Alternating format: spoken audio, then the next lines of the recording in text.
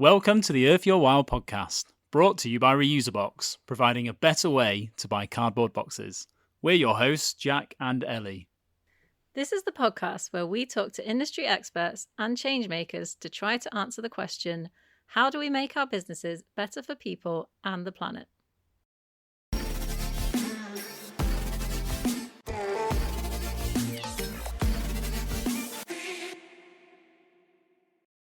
This week, we're chatting to Camilla Marcus-Dew, co-founder of Amplify Goods, a 100% women-owned and led UK social enterprise. Amplify Goods creates soaps and suds that support a circular economy. Their products are made from low-impact, naturally derived ingredients and are hand-packed by people facing barriers to work. Thanks for joining us today, Camilla. It's an absolute pleasure to be here. Thanks for inviting us, Jack and Ellie. Nice to meet you. And wondered, if we could start, Camilla, basically for anyone who's never heard of Amplify Goods, can you tell us what you guys do, and can you explain how something as everyday as simple hand wash can be used as a tool for social change? Yeah, I weirdly stumbled into the soap industry 10 years ago, and I remember finding this social enterprise that was supporting disabled people, and their website was terrible, the products were pretty terrible, but something in it really sung to me. Imagine something as simple as soap being able to really create work opportunities, and you also saw how bad the average soap is that's on the market. It's just so ripe to improve. And I definitely come from the school of thought that almost everything we see and use on a daily basis needs to be redesigned, all the way back to core principles. So as I've been doing this for 10 years, it's the thing I know well. How we make progress as humans is to learn a thing, fix it, and not jump around too much. So whether soap's sexy or not, I'm sticking with soap, and we got loads of work to do. I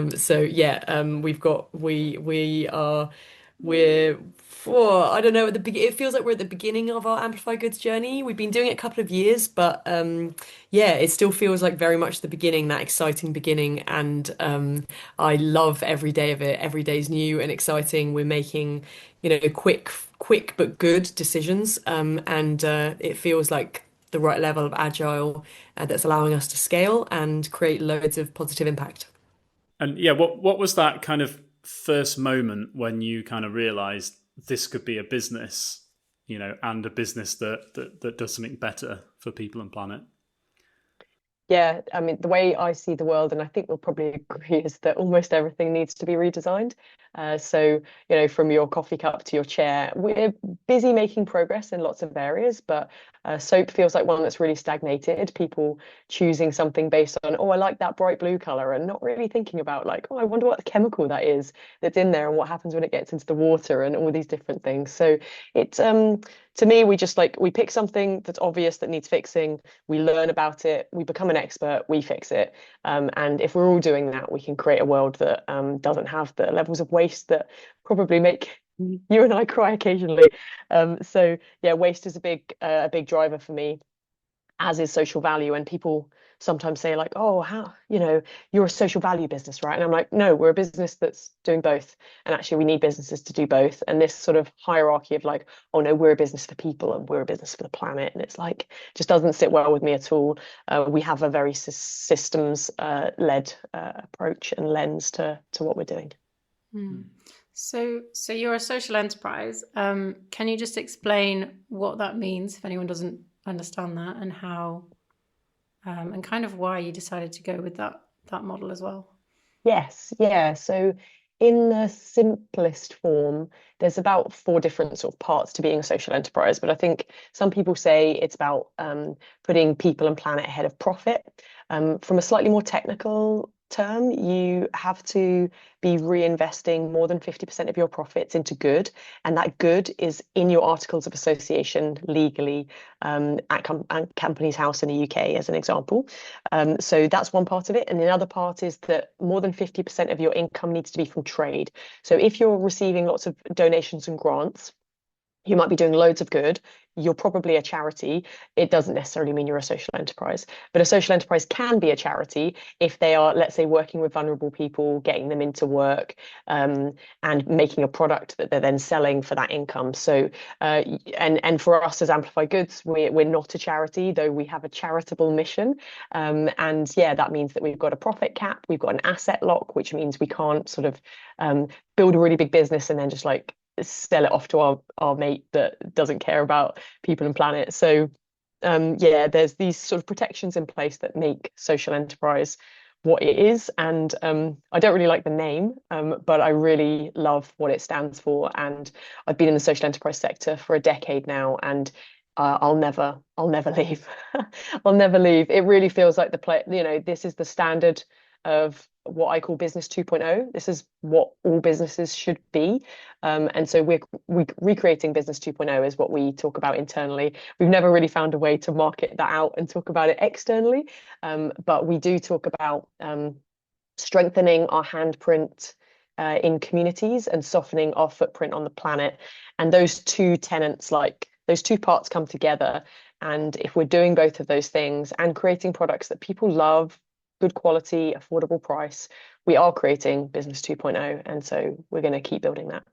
Cool. So so you're a social enterprise that you supply hand wash, but you do something kind of much bigger than that. Can you explain how that works and what sparked that idea for you? What kind of sent you down that road? Yeah, I've been working with disabled people since 2012, and with people with experiences of homelessness since 2020.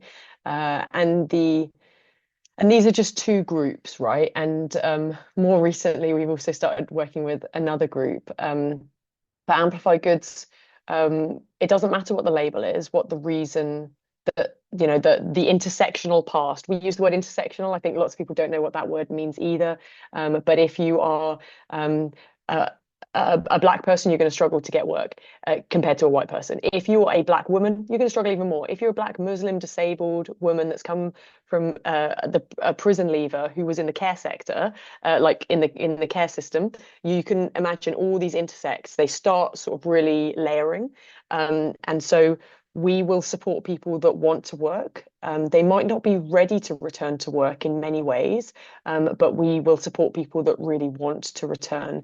And so lots of people work with us that have not worked at all before, or have been out of work for a long time because of all sorts of reasons. They might have refugee status in the UK. They might be a prison leaver. They might have a disability, and they certainly might be street homeless, temporary accommodation, all sorts of types of homelessness that are not spoken about enough. So if someone is wanting to work, we will provide 10 work experience days, paid London living wage.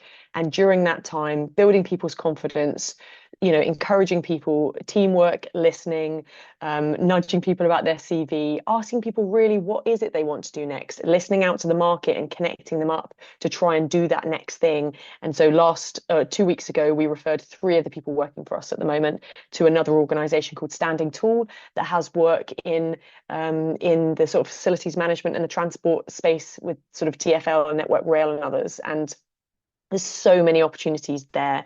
And so if people can come, build that confidence, get used to turning up to work on time, get used to all of that stuff, that if you've been out of work for a while, there is this sort of, how do we get people work ready? So if you want to work and you're not quite work ready, come and work with us at Amplify Goods, and we'll give you 10 days of paid living wage paid work experience. And during that time, we really hope that you've taken a step forward and then can move onwards elsewhere to your next career step, which is really exciting. And we're small, but we're seeing results already in that way. Amazing. I saw on your website some of your kind of I don't know, stories about people that you've helped. Yeah. I think there was somebody who'd been living homeless, and you'd offered them a job eventually and like got them some house. I think they'd got into a youth hostel or something. Yeah, so there's several examples like this. I think the one that is I guess we're proudest of because it was Marius became our first PAYE employee, and he was also one of the first people that came to work with us at Crisis. So Amplify Goods, we're based in the Crisis warehouse. Lots of people will know Crisis as one of the largest homelessness charities in the UK. And from that warehouse, they do Crisis at Christmas. They have an e-com and all of their charity shops, and we're based in a tiny corner at the top. And when we moved there last summer, it was a big move for us. But as part of that, this commitment to make sure that we were employing people that were homeless, getting them back into work. So Marius was one of the first people that came forward, and he at that time was sleeping under Walthamstow train station, like in that area. He started walking to work. Being at work, we would offer him a shower when he gets in. Obviously, we've got the soap, but just making sure there's a space. And Crisis were then through the winter offering the team changes of shoes, warm clothes, all of that stuff. When they come to work, they've got food. It's a safe place that they can leave stuff during the day, and between weeks if people want to as well.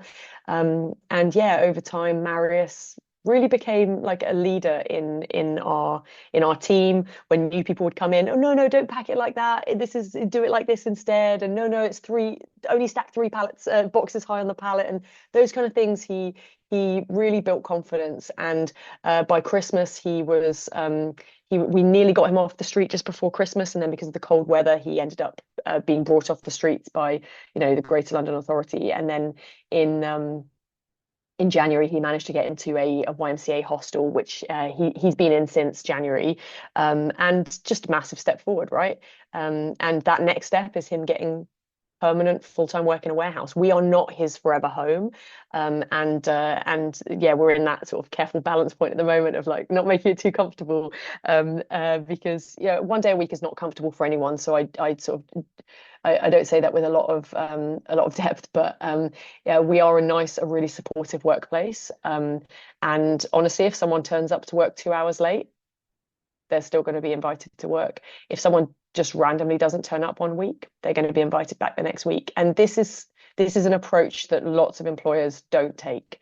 They would be very quick to say no, and we're quick to give someone a second chance, a third chance, and a fourth chance, until it works for them.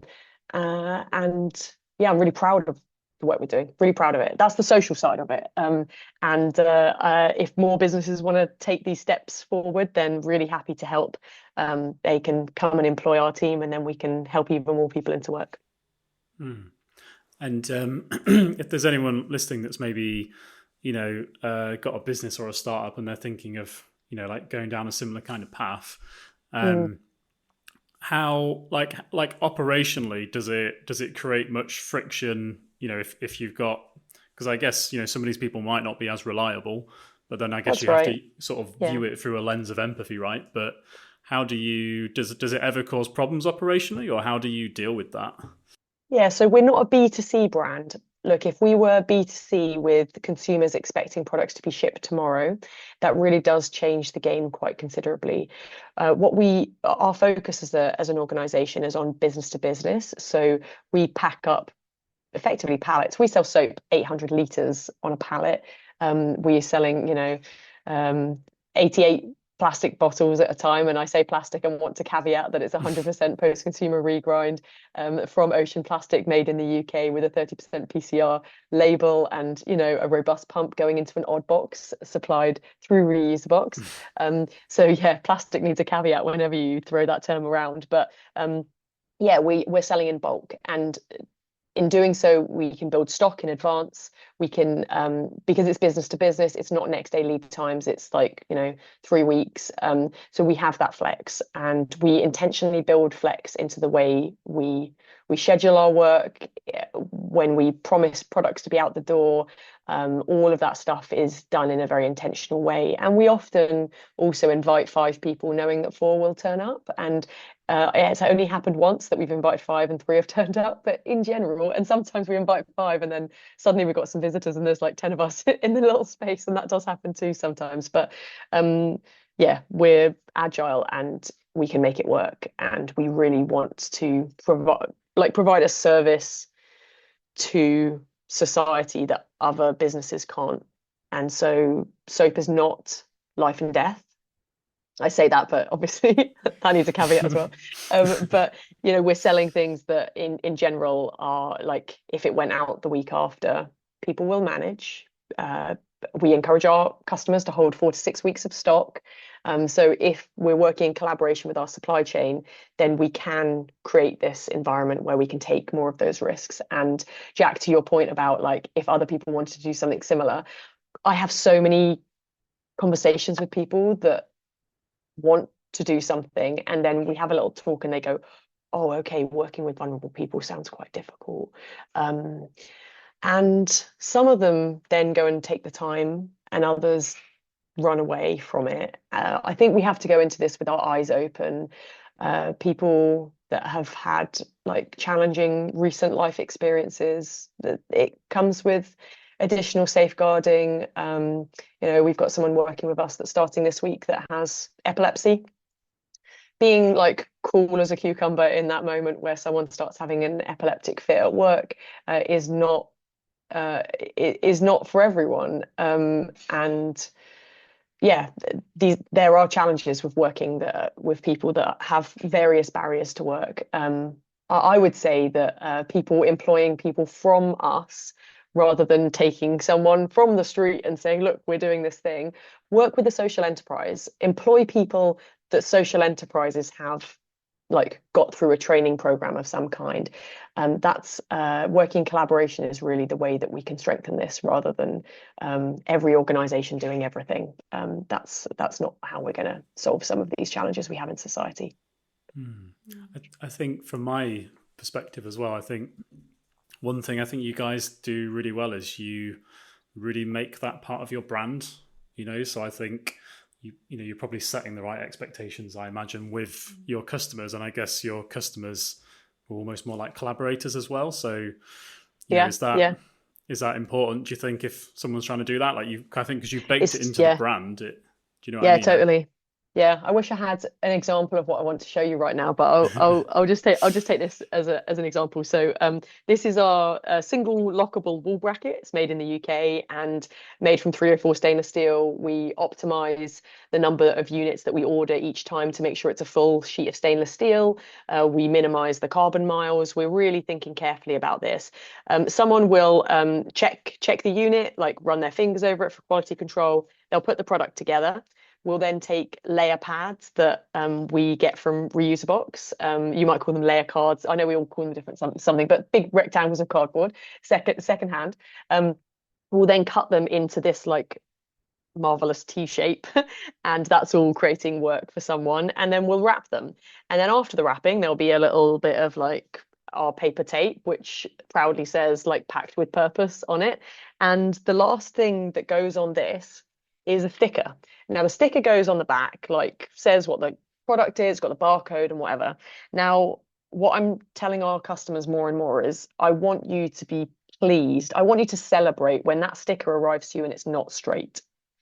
If that sticker arrives to you and it's not straight, please celebrate, because it may well mean that someone that works with us through MenCap that has a severe learning difference they've had some work. They've had work that probably no one else would give them work.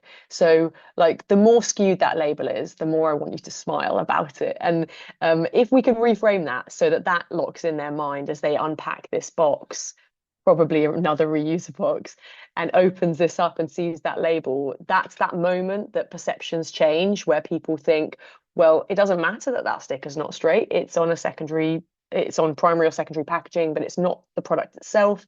And actually, maybe it's something positive. So if we can reframe that, then we're moving away from this, let's automate things faster and faster using bigger and bigger machines and like lower and lower cost, and actually think, well, how can we create an inclusive society where people feel like, they have dignity at work, they feel their place in communities? Because and I know that when you meet someone, the first question people ask is, what's your name? And the second question is, what do you do? And if there's a load of people out there that don't have an opportunity to answer that second question, then there is this like disenfranchised, that's not even a word, isn't it? I was going to say like disenfranchisement, whatever. You know what I mean? There's this disconnect, and we need to help like put that back together if we're going to create more cohesive societies where people see the value of a human, of every human. I suppose for anyone listening as well, it's kind of like it's that thing of like why do people buy your product? And like I guess they probably do need soap, but I guess it's kind of they need soap, but they want to buy soap in a way that they're having a positive social impact. Yeah, we talk about the fact that we're a social enterprise being the door opener, but it will never close the deal. So if we're trying to talk to a corporate, like let's say Deloitte, who rolled out our products recently, a load of double wall brackets similar to this, and our Remind hand and body wash, but each one of these creates 15 minutes of work. And same with the double wall brackets. So they were stacking up their social value all the way from the beginning. But that creates a load of work. It's really, really valuable. And would they have switched to a faceless brand? We talk about it as brands that are all foam and no action, and I love that phrase. We're not picking on any particular brand, but there are a lot of brands out there that are just brands, right? There's no meaning in the product, and so if we can say that hand wash is 99% naturally derived, it's made in the UK, we're using essential oils, it's vegan certified, there's no ingredients in it that are just there for the sake of filling the bottle. All of that stuff is really important. So the reason they'll initiate a conversation is probably because we're a social enterprise, or potentially because we're a Black-owned, LGBT-owned, women-owned business. It could be any of that stuff. But the thing that's going to seal the deal is the cost, the quality, and supply chain availability. So we need to work really hard as a business to do those three things, and that is how we scale. So we have to have that balance, and also recognizing that for many businesses, they don't even think that there could be social value in soap. So the primary thing is really about sustainability. And I'm a PIEMA, oh, that's just changed, hasn't it? PISEEP, sustainability, a practitioner of sustainability. Like, I really care and have a relatively good knowledge about the world of sustainability. We need to be addressing the concerns of corporates when they're looking at their ESG stats and their annual reports. What is really going to help take that to the next level? And that's why bringing innovation is crucial to what we're doing. And I can't wait to, I'm almost wanting to show you our new product. And if this doesn't go out for 2 weeks, maybe I can show you the new product as part of this podcast. But we're really excited to be able to bring products to market that are going to help businesses achieve their net zero targets, move towards circularity, reducing waste, reducing plastic, thinking about impact on the water system, as well as creating work for people that have barriers to the labour market. So let's think about the system. As a segue, one of our questions was going to be, obviously we've talked about like how and why you do what you do and the product and the model, but it'd be interesting to hear a bit more about the environmental side of the product as well. So segue away. Oh yeah, sure. Okay, cool. So I'm really proud of the range that we've got already. We sell soap in a 5-litre jerry can, and conditioner. It's not conditioner coming 2026, but lotion in a 1-litre pouch. Those things are good. They're better than lots that's on the market, but I've always wanted to bring something to the market that I can be truly proud of socially and environmentally, like wholeheartedly stand behind. And what we're launching right now is indeed that, and it's called Sud Zero, and packaging is like being finalized right now, so I'm going to show you some like concept packaging, but this is 4 litres of soap. So this here is 4 litres of soap.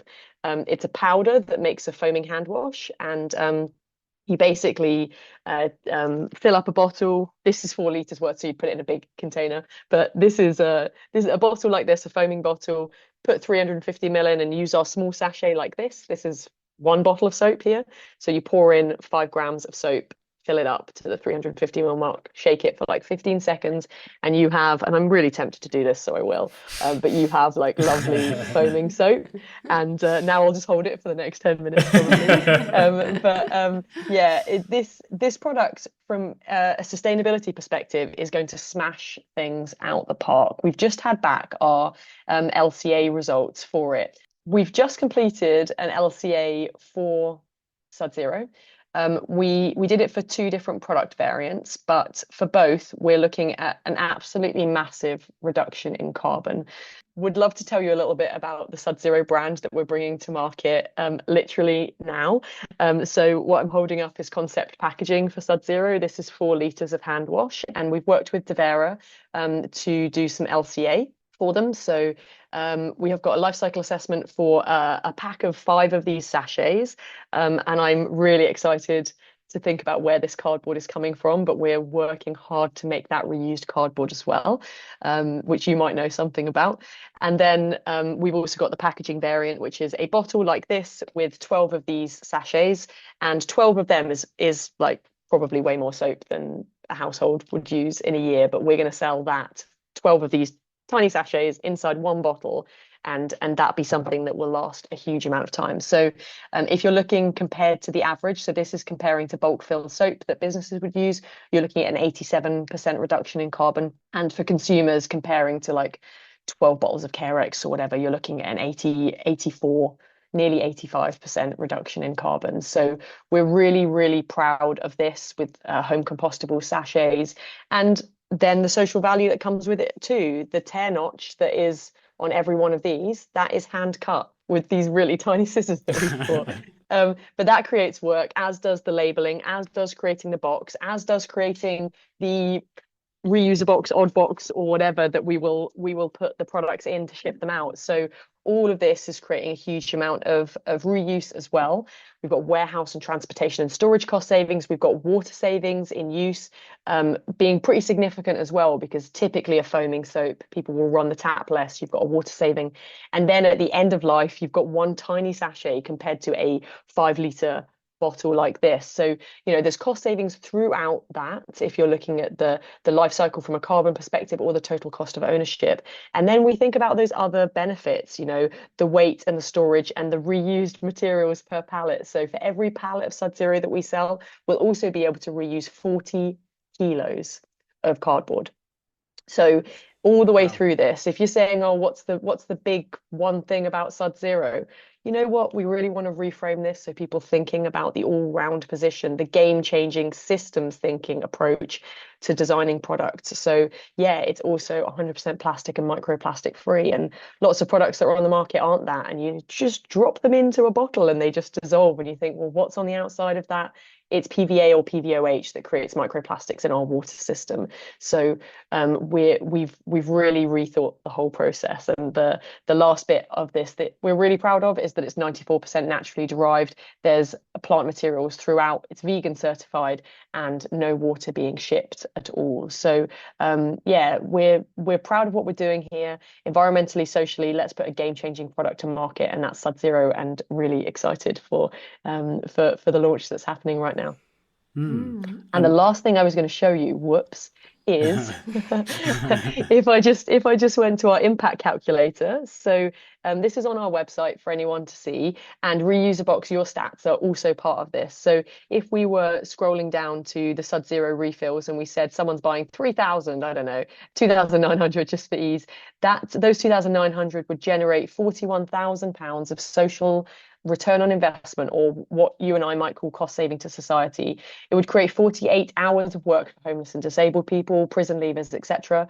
We would avoid 38,000 plastic bottles, and there would be, in this case, like 7 kilos of reused material. Actually, that number is woefully underestimated because we've just found a way of changing the boxes as well as the cases, so that number is going to go through the roof soon. But there's loads of social value here, so you can play around moving some of these numbers of like what a business would spend on soap, buying those wall brackets, buying those bottles, and just seeing how this stacks up, how just doing something as simple as soap differently can create like a game changer for carbon and for social value. I do love the product. When we first started talking, I thought that the soap was more of a vehicle for the social benefits here. I thought that that's what we were talking about, and that was what you were about. And I realize I was wrong now because, you've got so much energy, and there's obviously so much thought and passion that goes into that product as well.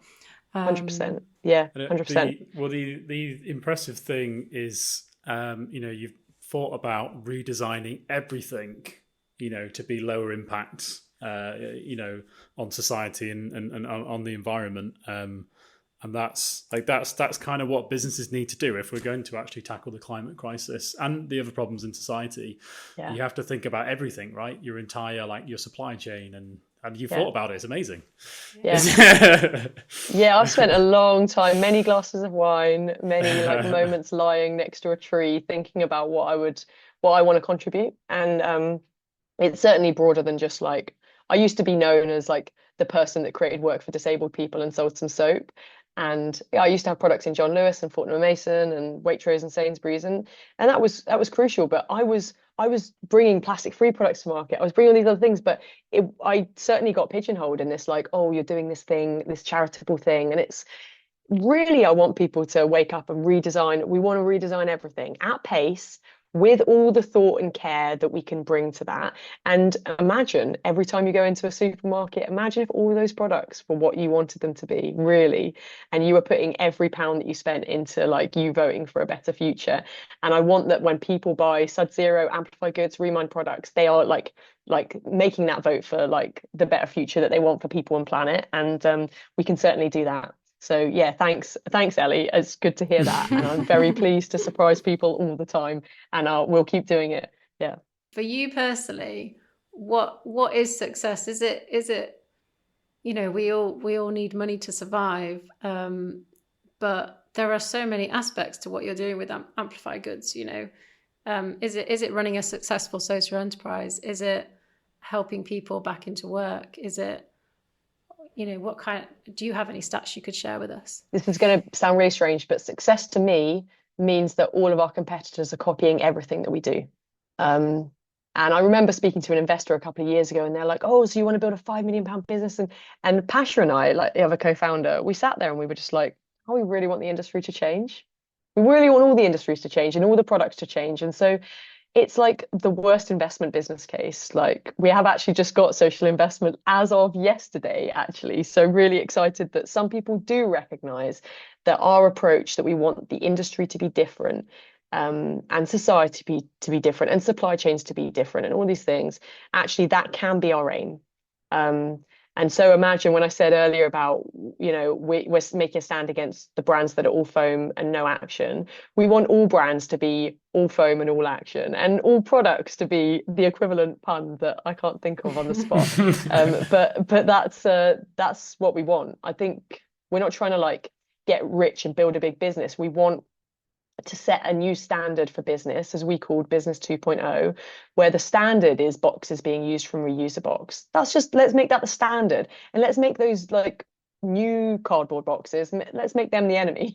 Let's make them not good enough. Let's make them Business 1.0, that was part of our failing climate breakdown and poly crisis. So all of that redesign is necessary, and rather than putting us on the pedestal and saying, aren't they a great example, let's just recreate this as the baseline for Business 2.0 and get the others moving faster to reach where we're at.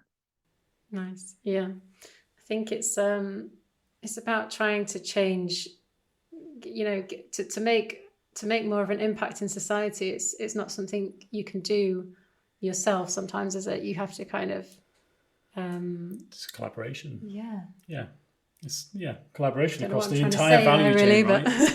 Yeah, absolutely. Yeah, all of it. And it's complicated. And when people saying, okay, what can we do for net zero or for our future? And they think about all the things they can change. And actually the elephant in the room is that to get to net zero, it's a collaborative effort. There's no way that any business can get to net zero on their own. No business can. It's collaboration all through the supply chain, with innovation that needs to be encouraged and fostered and invested in. And you can't fix your problem and I can't fix mine, but we can make a decent dent into it together. And if we can get the rest of the supply chain up and downstream to take action, then we create change. So collaboration and moving more slowly to build networks and communities and platforms, or whatever buzzwords you want to use, that's where the value is. And that comes with us thinking about our values and trying our best to communicate what we're trying to achieve. And that doesn't have to be some lofty mission about like, there's no more homelessness. There'll always be homelessness in our society, but if we can create the opportunities for people that want to work to get back into work, then we're doing a decent thing there. And if we can start the UK economy talking about wealth inequality and wealth taxes, then we'll make even more progress. So there's all sorts of things we can do to create this future that we can all be proud of. So yeah, I think we're all getting on with it every day, and really pleased to be talking to you lot, because you're in that category too. And keeping on the theme of like collaboration, like how, because you have got, big brands on board, and you've got lots of people on board with what you're doing, and I'm sure you get a lot more people on board in the future. But what's your advice to anyone else listening? Like, how do you get people to buy into what you're doing? How do you get people to buy into the impact rather than just the soap? Or the what was it? The what was your pun? Your phrase? All foam and no action. No, yeah. How do you get people to buy into the action and not just the foam? I think I'm quite disappointed often in looking at networking in sales. It's maybe a bit of an aside, but often when I'm networking, what I ask people, instead of like, oh, what do you do, or where you're from, or whatever, my question is, what do you care about? And I have to say that humans look really uncomfortable when you ask them that question. Like, oh, Jack, what do you care about? Ellie, what do you care about?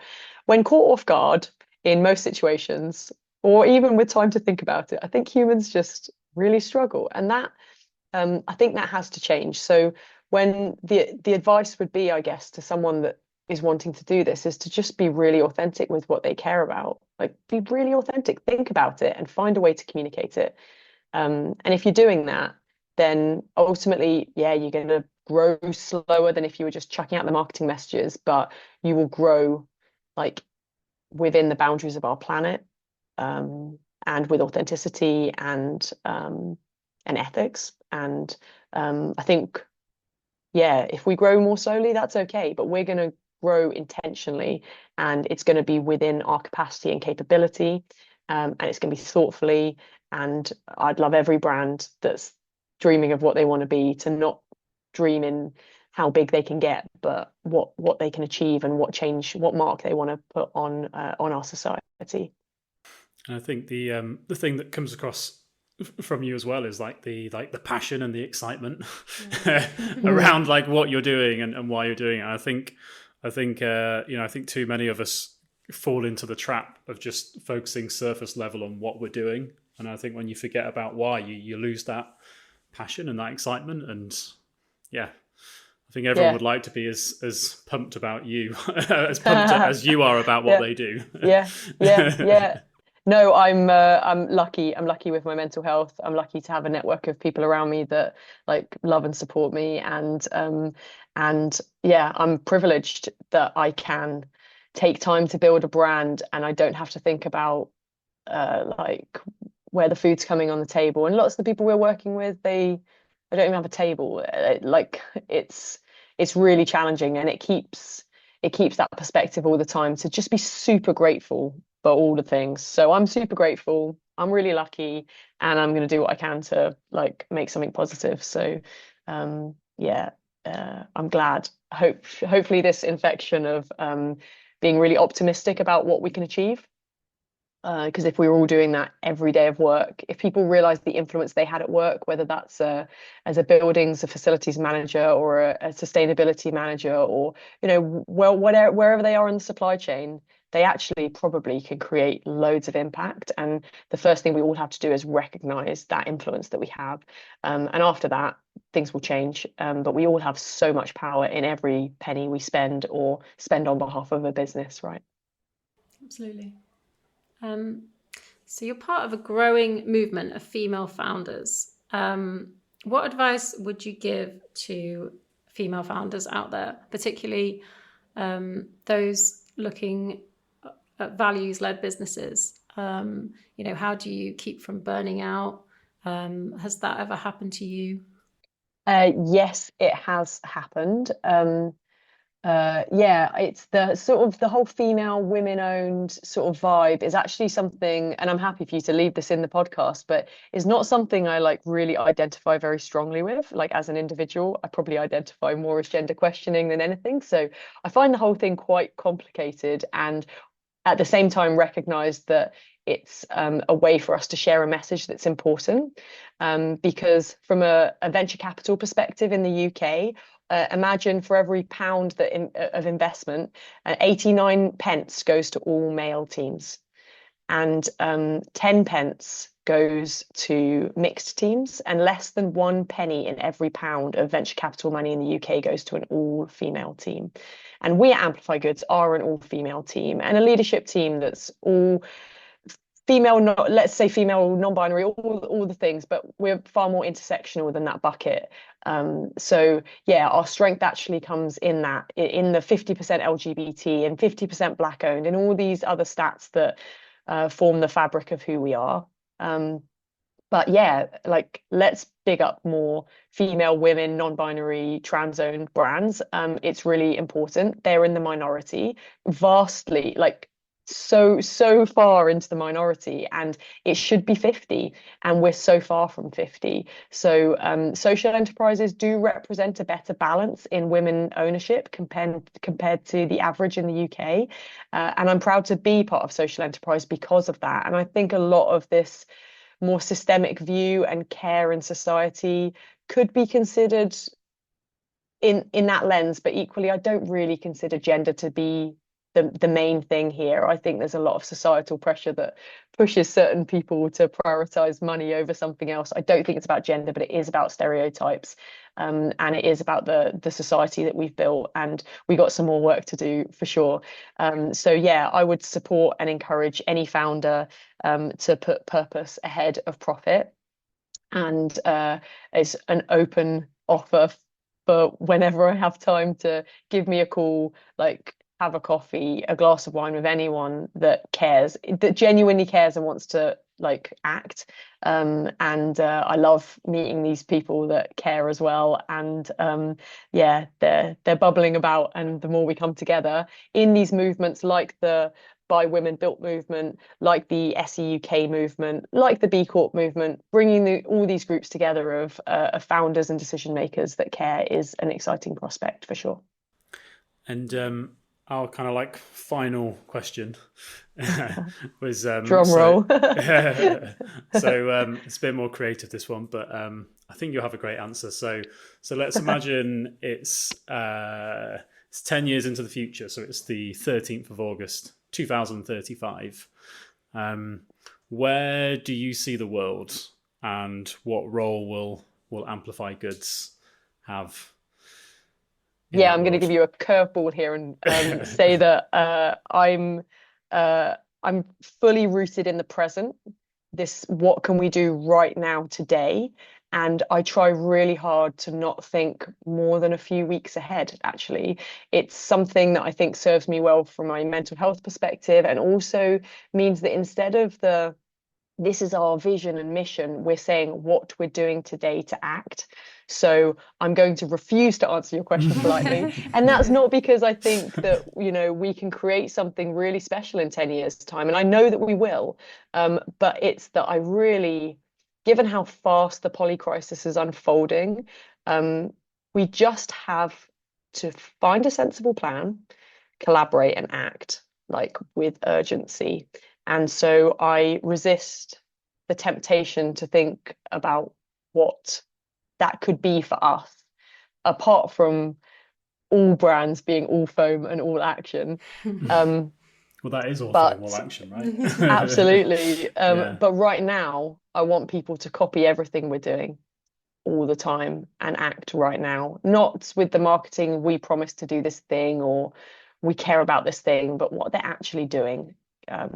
Communicate your commitment, do the thing, and tell people how hard it was, but how important it was to do the thing.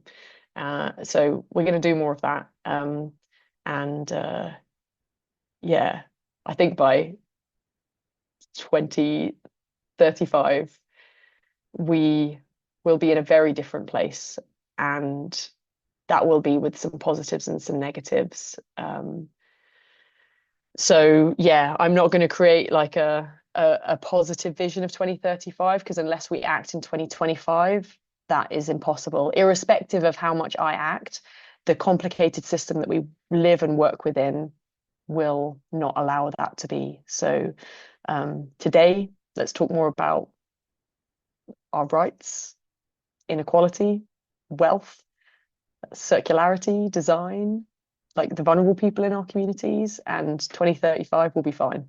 But we got to talk now in 2025 to make that happen.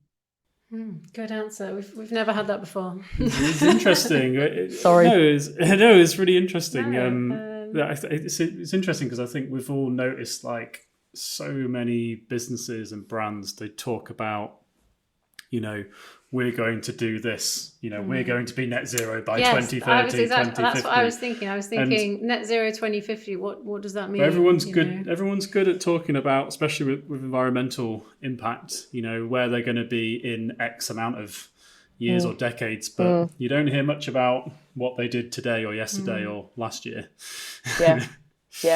Yeah. So today I'm going to sign off a bottle label that's going to go onto a Sud Zero bottle, that's going to push out to influencers and like people that are going to help us grow Sud Zero into the B2B and B2C markets. And that is going to show what net zero can be in the soap industry, and hopefully stimulate a lot of conversation about what it could be in the cleaning industry and all the other industries where we're shipping wasteful plastic and water around unnecessarily. So yeah, let's do that today. I'll crack on and you crack on too. We've both got lots to do, haven't we? And the last thing I would love to say, that's not a question from you, but I get this question a lot from other people. So I wanted to make sure that you knew my answer when people are asking it. So the question I get a lot is, why don't you just get in touch with Oddbox and ask for these boxes for free? And my answer is, well, actually, I know the founders of Oddbox. I interviewed for their head of product role back in 2020 and was offered it, and nearly ended up working as part of the Oddbox team. And Oddbox is also very well connected with On Purpose, and I'm an On Purpose fellow. And so, there's lots of alignment there. But my answer is that I want to be part of stimulating an industry for change. And if I go and get those boxes for free, it doesn't stimulate the industry to change. We have to stimulate the demand for things to be different. And in this capitalist system, we need that to be through purchase. So I have to say, we get a lot for free. We will beg, borrow, and steal to do all sorts of things. And it's weird because people don't quite get it, but I feel really strongly about paying you guys to stimulate this market growth, because the waste of cardboard in the world is disgusting and makes me cry frequently. And we have to reframe that. So I'm super keen to support Reusebox, as tiny as we are, and you're growing and we're growing, but like, you've got our support for like continuing on this journey together, and seeing what we can do to help businesses reframe that valuable asset they have in their warehouse, from waste to an opportunity to upcycle. And that box that you're selling us, I really believe is an upcycling opportunity, because we're putting so much more value into that box, socially and environmentally, and really proud to be doing this with you. So thanks, Reusebox, for all of the support so far, and we'll have lots of more weird and wonderful requests coming your way in the years ahead as we grow. Thank you. Thank you. Thanks for listening to this week's episode of the podcast. We hope it was truly worth your while. For more information, visit reusebox.co.uk/worth-your-while. And if you'd like to appear on the next series of Earth Your While, please email media@reusebox.co.uk.